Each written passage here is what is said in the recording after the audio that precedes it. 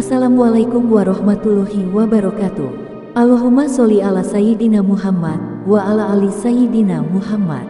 Pemirsa yang dirahmati Allah, marilah kita simak ceramah dari Kiai Haji Abdullah Gimnastiar dengan tema Jangan Lupa Bersyukur. Sebelumnya marilah kita perbanyak sholawat minimal 1000 kali sehari, agar hidup kita penuh barokah dan mendapatkan syafaat kelak. Marilah kita doakan semoga Agim sekeluarga dan para penonton YouTube ini diberikan kesehatan dan diberikan kebahagiaan dunia dan akhirat. Amin ya robbal alamin. Alhamdulillahi rabbil alamin. Alhamdulillahilladzi anzala as-sakinah fi qulubil mu'minin liyajdadu imanan ma'a imanihim. Allahumma sholli ala sayyidina Muhammad wa ala alihi wa ashabihi ajma'in. Mudah-mudahan kita bisa mengikuti sabda Rasul Sallallahu Alaihi Wasallam. Kalau mendengar Rasulullah salawat ya, yassiru wala tu'asir, basyiru wala tunafir.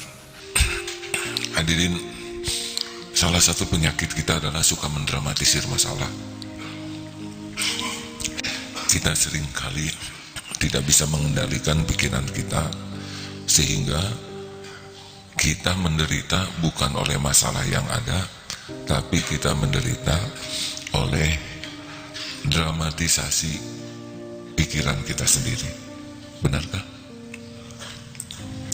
Contoh, yang menjelang pensiun biasanya karangannya banyak, dipertegang, diperumit, dipergawat, sehingga menderita sebelum pensiun, padahal pensiunnya belum, menderitanya duluan. Ketika ditanya kapan pensiunnya, 3 tahun lagi. Bayangkan Pak, pensiun 3 tahun lagi, menderitanya dari sekarang. Padahal bulan depan dia bakal meninggal, rugi.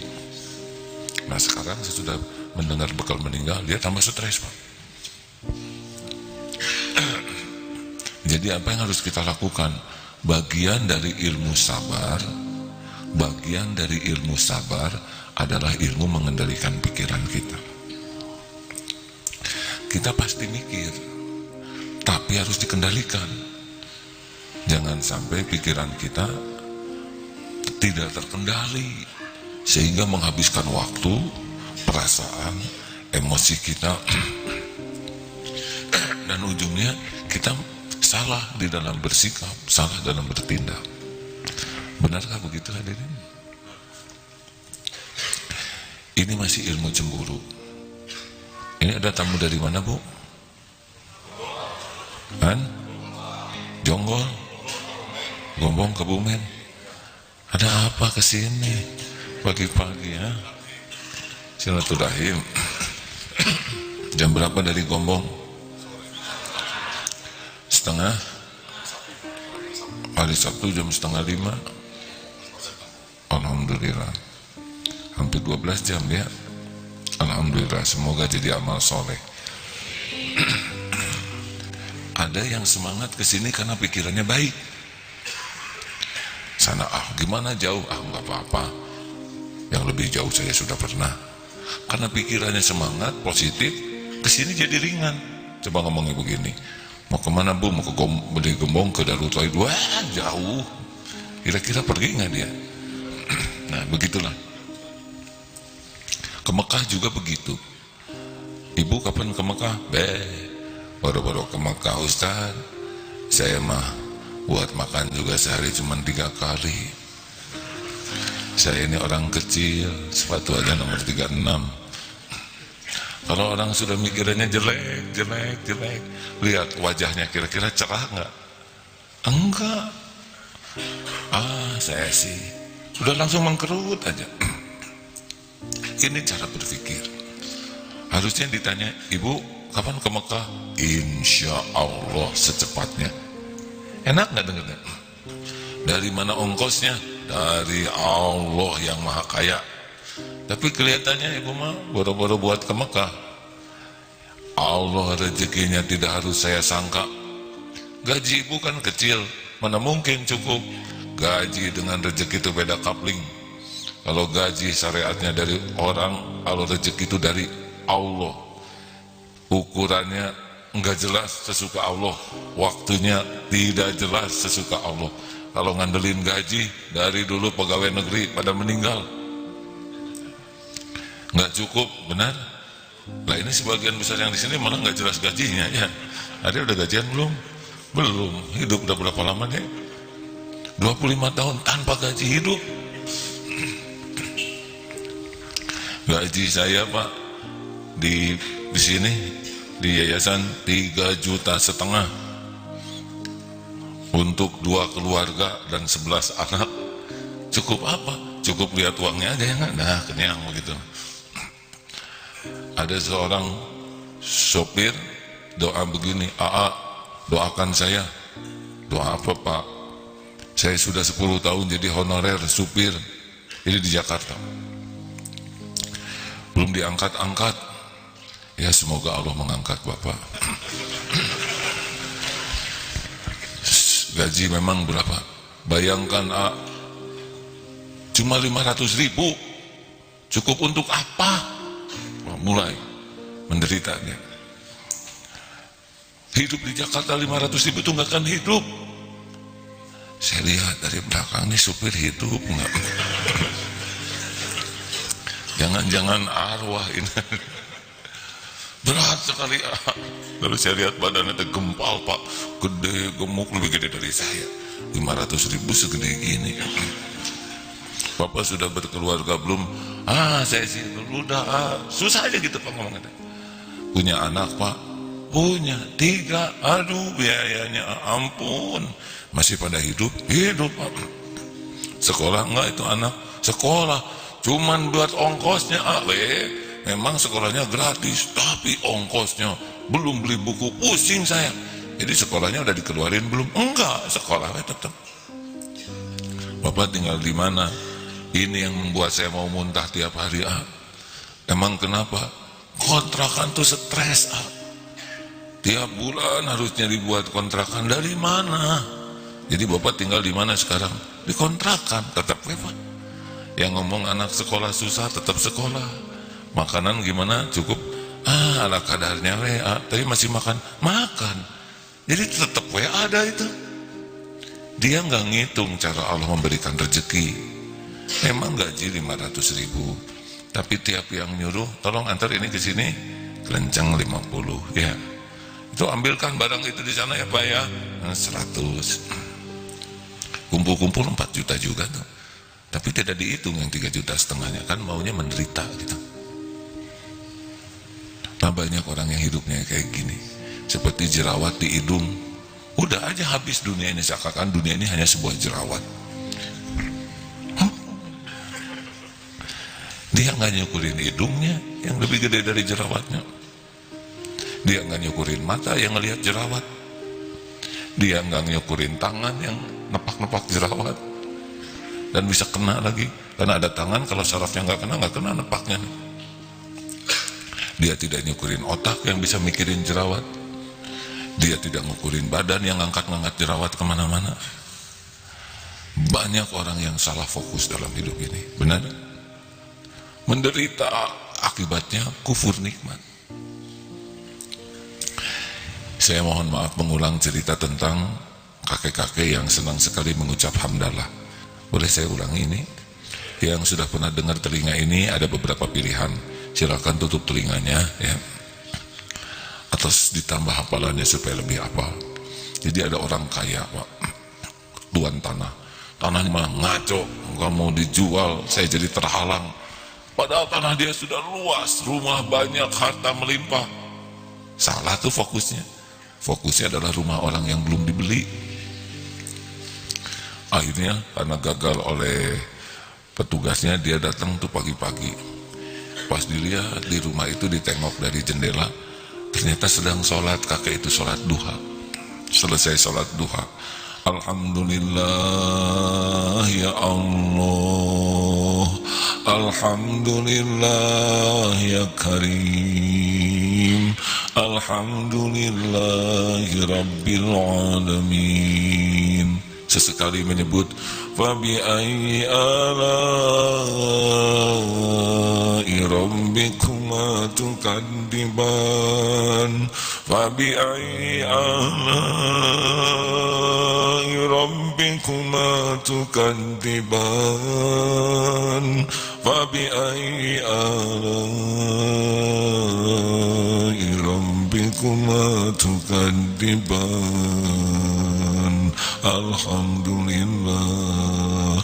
Lihatnya aja tuh, si tuan tanah aja udah merasa nyaman, lihatnya enak, karena si kakek itu sampai berlinang air mata. Alhamdulillah ya Allah, berlinang air mata aja. Lihat dari jendela kelihatan, terus ngetok pintu, tok tok tok tok. Alhamdulillah ya Allah, ngedengar suara pintu diketok, alhamdulillah Pak. Assalamualaikum. Alhamdulillah ya Allah. Waalaikumsalam warahmatullahi wabarakatuh. Diucapin salam teh alhamdulillah, baru dijawab, kek saya nih ada tamu. Alhamdulillahirabbil alamin. Ketika lihat alhamdulillah, mari masuk Pak.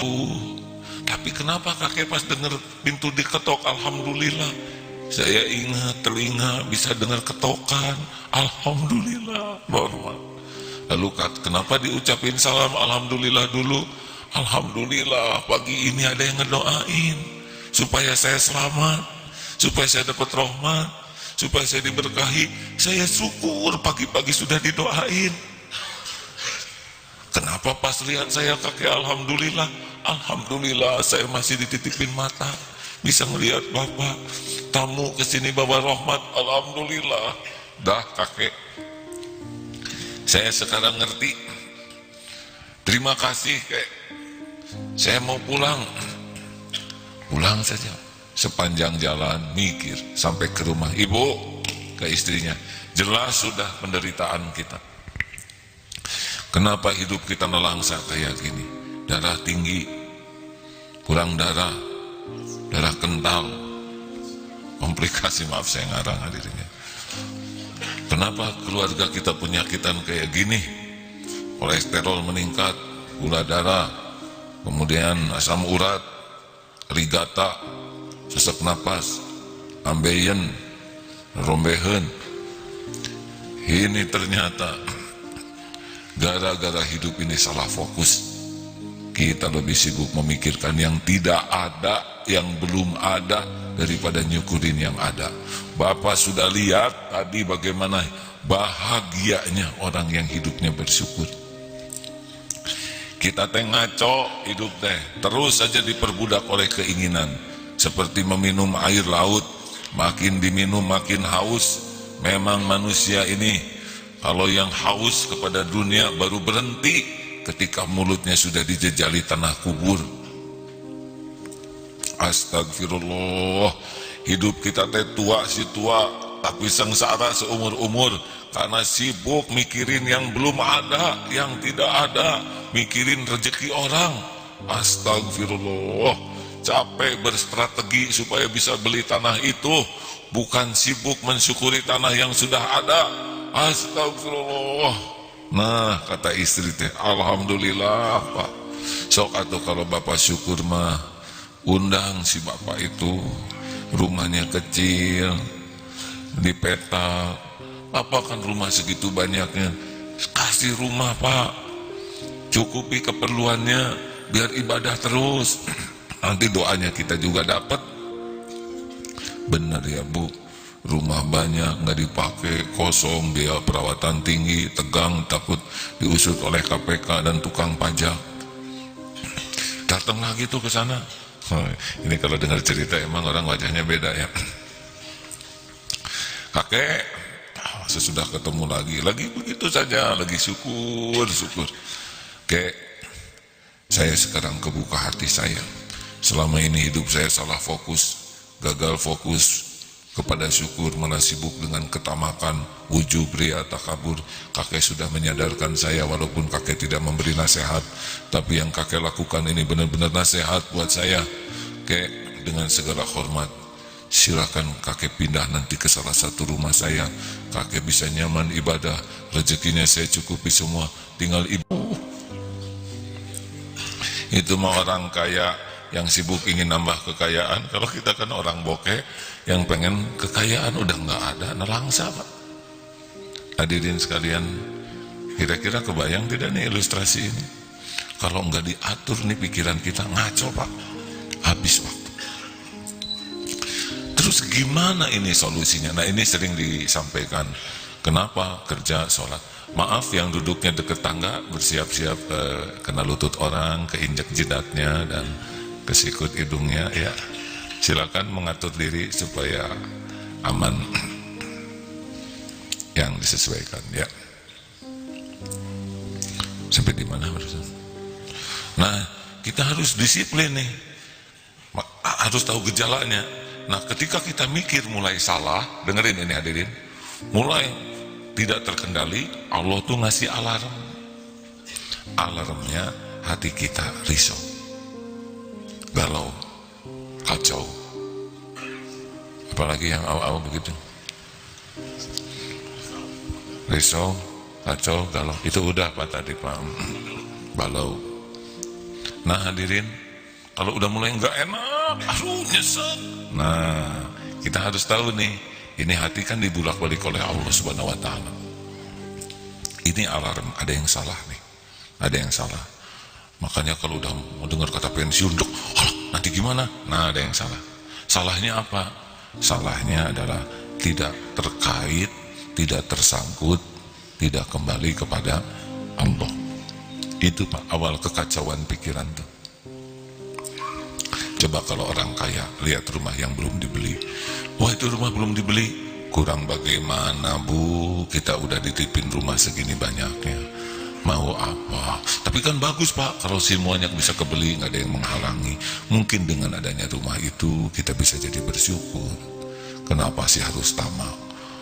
Tapi kan rumah itu bisa dipindah ke sana, ya kalau ada takdirnya, ya kan semuanya juga sudah tertulis di Lauh Mahfuz. Nanti kita silaturahim. Cepetan dong Pak, pengen segera. Jangan suka cepet-cepet, segalanya kan ada waktunya. Penting masih silaturahim baik-baik, ikhtiar baik.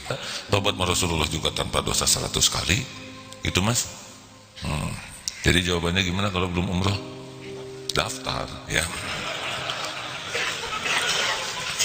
Ada lagi pertanyaan lain, sok siapa yang punya beban pikiran acungkan tangan, ya Mbak. Waalaikumsalam warahmatullahi wabarakatuh. Saya punya gangguan di dalam. Punya gangguan di dalam jiwa, kan? Betul Ustaz. Gangguan jiwa dong Pak. Ya kurang lebih begitu barangkali Ustaz ya. Jadi gangguan itu diantaranya yang di dalam kehidupan keluarga, pembimbingan anak-anak yang sampai saat ini masih dirasakan. Kalau yang anak-anak yang sebenarnya sudah pada dewasa tapi belum mampu untuk meningkatkan ketaatan, dan di dalam pembimbingannya itu belum terasa kalau anak-anak tadi bisa mengikuti apa yang disampaikan secara maksimal. Kemudian yang kedua Ustaz, selama di sini saya sangat banyak sekali mendapatkan pencerahan, sehingga ya sebagian daripada gangguan dalam hati itu sudah mulai bisa perbaiki, ya, diluruskan. Namun kadang-kadang ketenangan hati itu sering juga terganggu. Saya biasa ya, sepertinya kalau saya berada di masjid ini kemudian berusaha untuk bisa ya menerima berbagai bimbingan, namun ada hal-hal yang kadang-kadang masih susah. Misal gimana Pak? Di dalam kehusuan saya sering terganggu. Ketika saya berada pada saf yang kedua atau di belakangnya lagi, kemudian di depan itu ada yang jamaah-jamaah yang ini mengganggu saya juga Ustaz. Nah ini barangkali mengenai pencerahan Ustaz. Assalamualaikum warahmatullahi wabarakatuh. Jadi satu tadi apa pertanyaannya Pak? Masih ingat nggak Pak? Risau yang berkah, risau yang mendekatkan ke Allah. Tapi kalau risaunya hanya duniawi, ini berarti kurang ingat ke Allah. Ingat ke Allah juga ada risaunya, ya, tapi risau yang bagus. Risau tuh bisa husnul khotimah tidak, risau saya tobatnya sudah benar belum, risau takut kehilangan kemuliaan Ramadan, risau takut tidak bisa banyak berbuat kebaikan, risau takut kurang ikhlas. Itu bagus, ya. Jadi tidak semua galau buruk. Bedanya apa galau dunia dengan galau untuk akhirat? Galau untuk akhirat itu, galaunya itu bisa membuat kita taat, makin dekat ke Allah, karena ini galau karena takut. Bedanya kalau galau takut ke orang itu jadi pengen jauh dari orang, kalau galau takut ke Allah jadi pengen deket ke Allah. Jadi galau-galau enak lah, ya, seperti sambal gitu, ya. Sambal tuh pedas-pedas enak gitu kan, halo,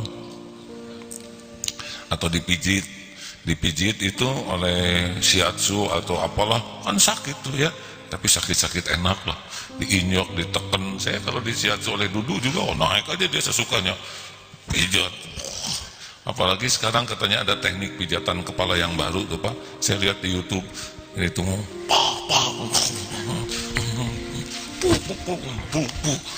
amit-amit, saya emang gak mau, udah bayar dikeplokin, tapi katanya enak Pak, enak sakitnya.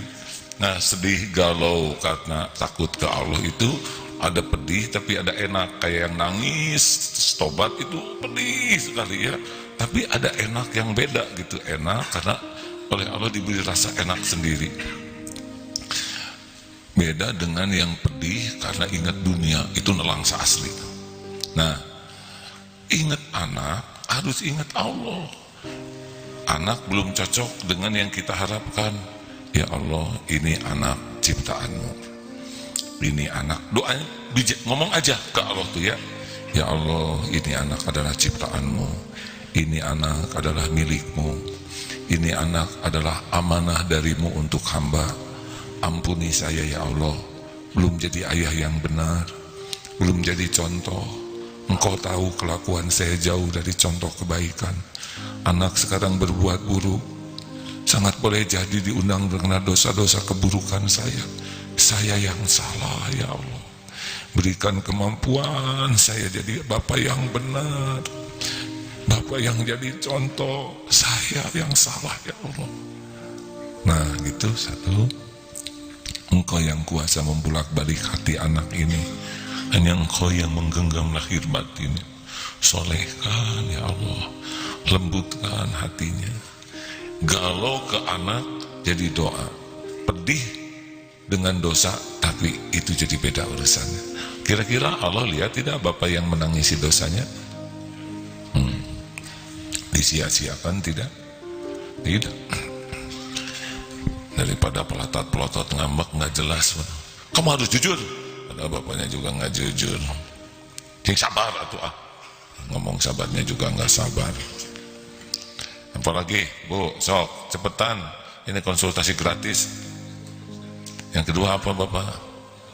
Oh nggak fokus Bapak kalau sholat, ya, jangan suka lihat baju orang, itu supaya fokus, ya. Bapak matanya kemana lagi sholat?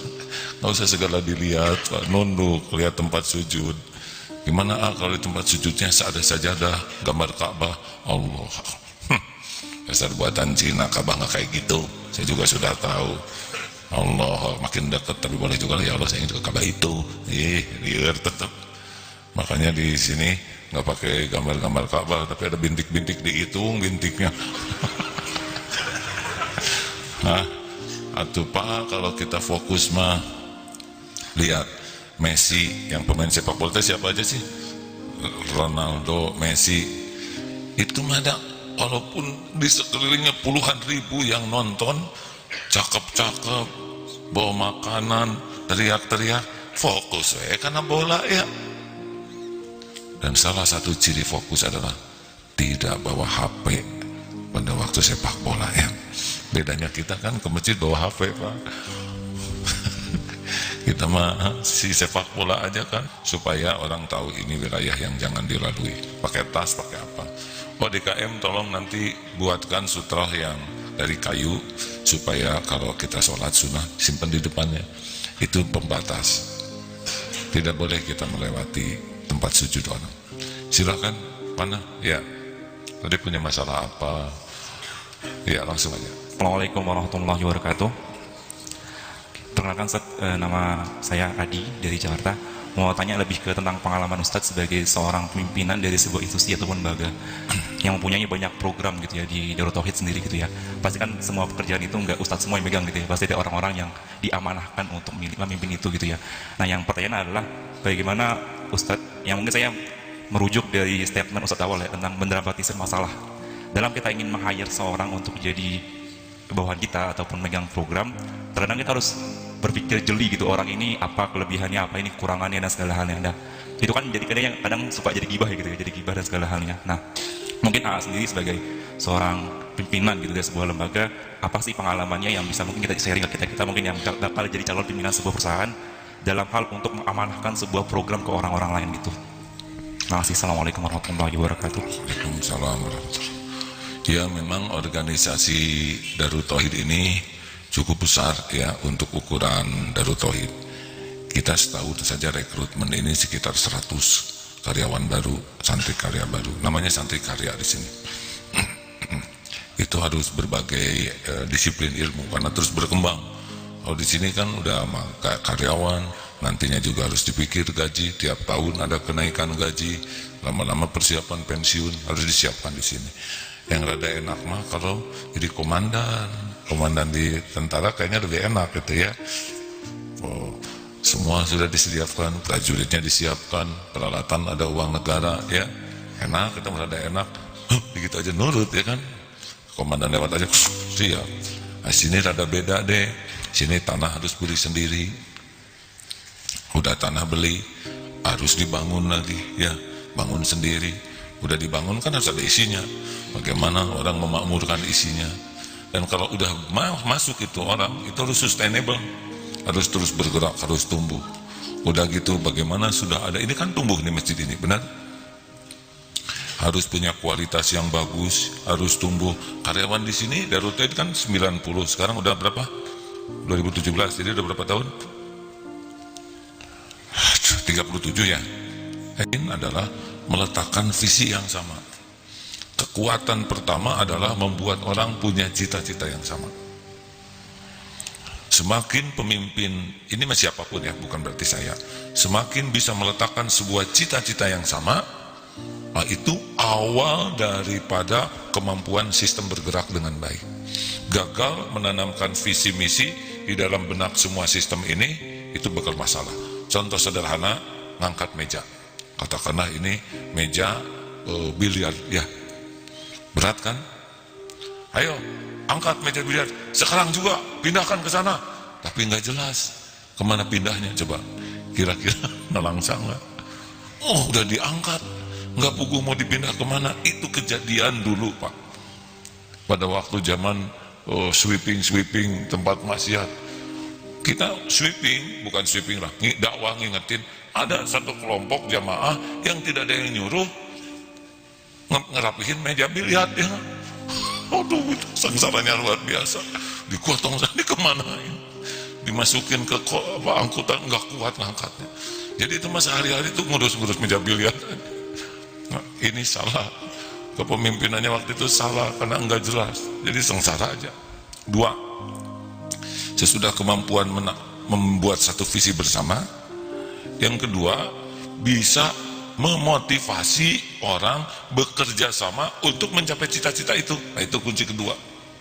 Nah sedang orang beragam tuh Pak, dengan karakter, latar belakang, sudut keilmuan, gimana punya cita-cita sama dan mau bergerak di posisinya masing-masing ya, untuk mengarah kepada titik itu. Itu kemampuan kedua seorang pemimpin.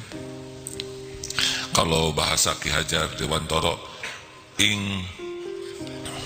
tunggu dulu, tenang ya.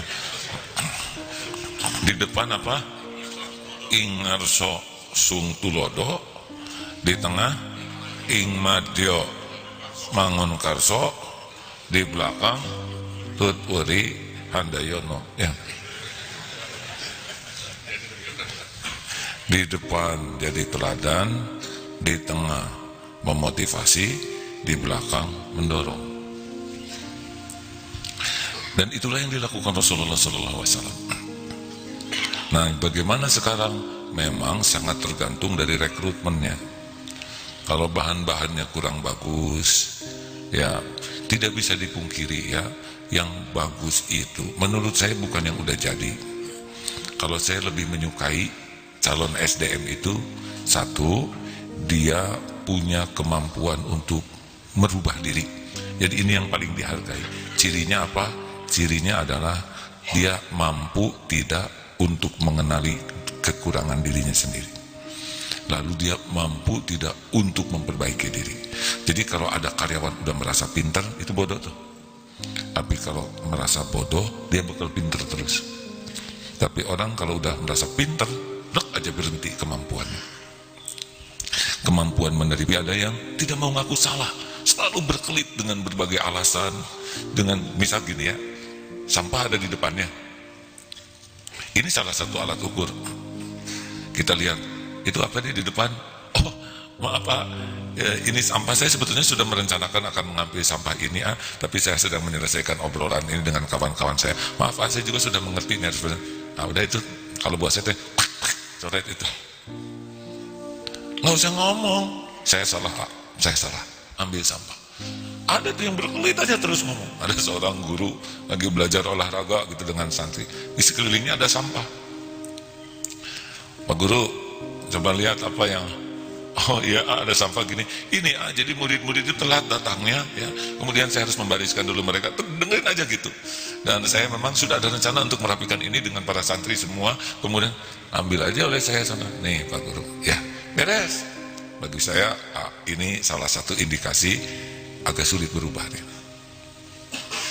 Jadi bukan kepada orang yang sudah sempurna yang kita cari, tapi orang yang paling berani mengakui kesalahannya, paling berani bertanggung jawab atas kesalahannya.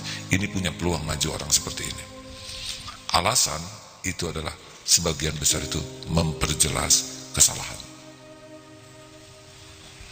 Jadi saya tidak tertarik untuk mencari orang-orang sempurna yang serba hebat, enggak. Saya tertarik kepada orang-orang yang paling berani melihat kekurangan kesalahan diri dan paling gigih memperbaiki diri.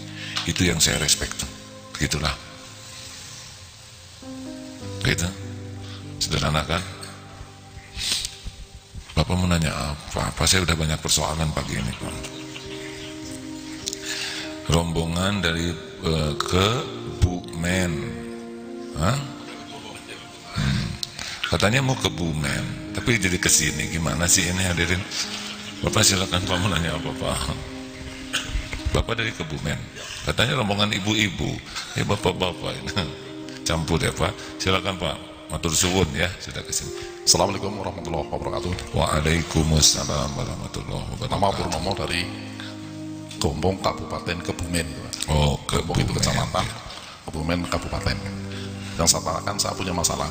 Saya rutin setiap bulan itu kontrol jantung Pak, berobat. Setiap bulan kontrol jantung. Dan dokternya itu mengatakan, ya baik-baik saja lah, intinya baik-baik. Tapi Baik-baik tetap saja. dikasih obat terus Pak. Tapi tetap dikasih obat. Oh maksudnya itu. Contohnya Pak, itu kayak gitu. Masalahnya, saya misalkan nonton televisi, melihat sidang Ahok, saya nggak kuat Pak. Nggak kuat, ingin divonis oleh Bapak gitu. Akhirnya saya tuh nggak lihat itu Pak, karena jantung saya itu kayak gitu Pak. Oh Ya, gitu itu ya. aja, Pak. Terima kasih Pak. Jadi pertanyaannya apa Pak? Masalahnya tegangnya itu loh Pak. Kalau Tegang. kan debat ini dan sebagainya kan saya tegang itu Pak. Oh, oh gitu. Pantesan saya emang nggak tegang, nggak tahu Pak. Kalau gitu sederhana Pak, jangan nonton Ahok. Mending baca Quran Pak.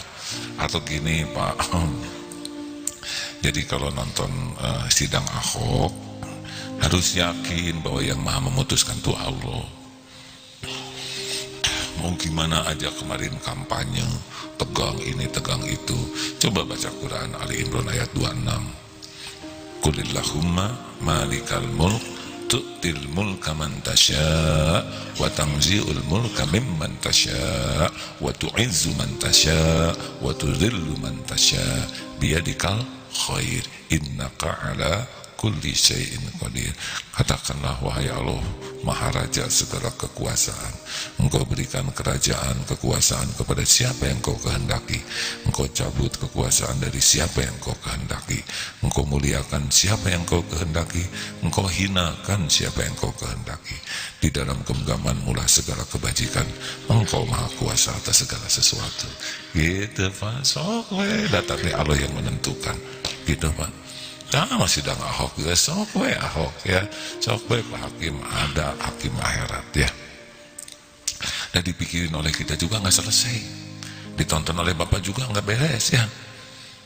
Kayak nonton sepak bola kan banyak yang tegang. Saya emang enggak Pak, yakinlah yang menang yang udah ditetapkan oleh Allah, beres tidur. Iya Pak, semuanya ada catatannya kok di Lauh Mahfuz, betul? Daun jatuh aja ada catatan D tentang daun jatuh. Surat Al-An'am ini obat penenang Bapak ya. Kalau dari dokter ngasih obat ke sana, saya ngasih obat yang lain ya Pak ya. Ini yang lebih paten Pak, karena pertama nggak beli ya. Yang kedua Bapak bisa baca setiap saat. Kalau saya jadi dokter cocok nggak sih? Enggak ya. Ada ya, Al-An'am ayat, sebentar, siapa yang hafal? Yang tentang daun jatuh itu. Nah hadirin sekalian, jadi semuanya udah tertulis di Lauh Mahfuz Pak, apa-apapun. Nah kita buat apa dong? Ikhtiar. Ya kita tuh ikhtiar. Kalau kita ikhtiar, kan yang tertulis itu beragam. Kalau kamu sedekah pada subuh, takdirnya kamu ini, didoakan malaikat. Yang tadinya musibah nggak jadi, yang tadinya mau ngambil uang malah traktir, pokoknya banyak. Kalau kamu tidak sedekah, takdirnya ini, gitu. Kalau kamu syukur, takdirnya ini. Kalau kamu tidak syukur, takdirnya ini. Udah tertulis semuanya, nggak ada yang nggak tertulis. Seperti Darut Tauhid ini ya, ini kan bukan karena agim sama sekali. Ini Darut Tauhid ini udah tertulis di Lauh Mahfuz, bakal ada tahun sekian. Nah saya diuji oleh Allah ikut serta dalam takdir adanya Darut Tauhid ini. Ngerti nggak Pak? Kalau sayanya ujub, merasa berjasa, merasa penting, merasa hebat, merasa apalah gitu ya, Darut Tauhid ada, saya tetap jadi pemimpin beberapa waktu, tapi saya nggak punya pahala selain dosa gitu. Kayak Bapak tuh udah ada catatannya ya, masa daun jatuh ada catatan, Bapak segini gini nggak ada catatannya ya? Ada di Lauh Mahfuz. Silakan. Surat Al-An'am ayat 59. Al-An'am ayat 59. أعوذ بالله من الشيطان الرجيم وعنده مفاتح الغيب لا يعلمها إلا هو ويعلم ما في البر والبحر وما تسقط من ورقة إلا يعلمها ولا حبة في ظلمات الأرض ولا رطب ولا يابس إلا في كتاب مبين. Dan kunci-kunci semua yang gaib ada padanya. Tidak ada yang mengetahui selain hanya Dia. Dia mengetahui apa yang ada di darat dan apa yang ada di laut. Tidak ada sehelai daun pun yang gugur yang tidak diketahuinya. Tidak ada sebutir biji pun dalam kegelapan bumi, dan tidak pula sesuatu yang basah atau yang kering yang tidak tertulis dalam kitab yang nyata, Lauhul Mahfuz.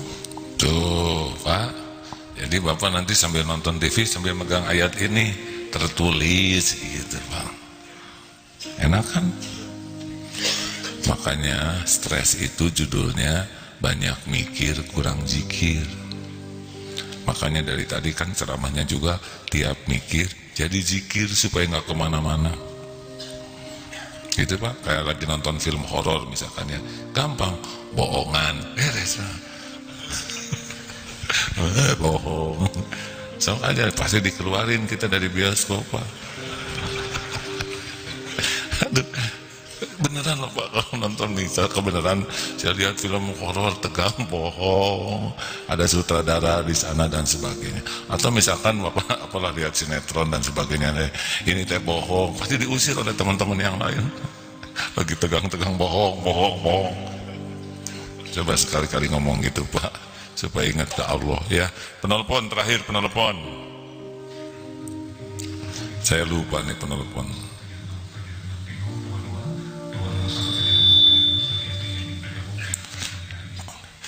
Jadi ini itu sekarang bisa disimak di YouTube ya, live. Gimana itunya?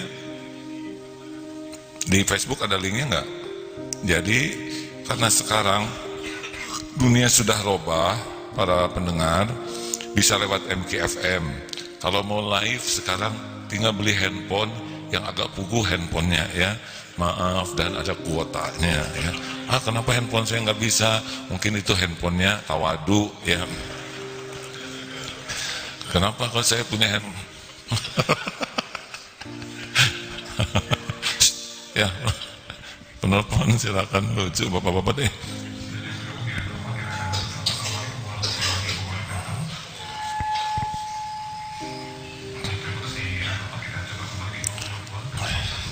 Tinggal 4 menit nih saya. Kalau nggak ada nggak apa-apa. Ya cukup ya. Pagi ini jadwal AA jam 6.30 menemani SSG, santri siap guna berlatih berkuda dan memanah.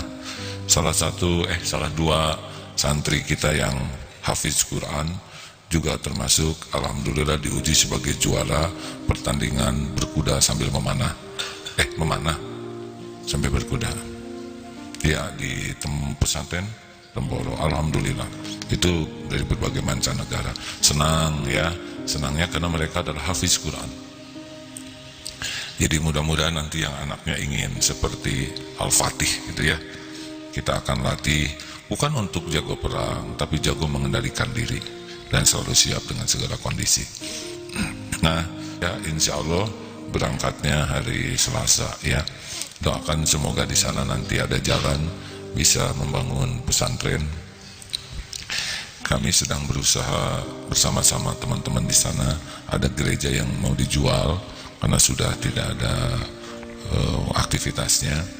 Mudah-mudahan jadi dia bisa dirubah oleh Allah jadi masjid. Kemudian cabang dompet peduli umat juga akan ada di sana, dan mudah-mudahan nanti bisa jadi jalan pertukaran pelajar antara pelajar Indonesia dan pelajar Australia. Itu sih misinya insya Allah ya.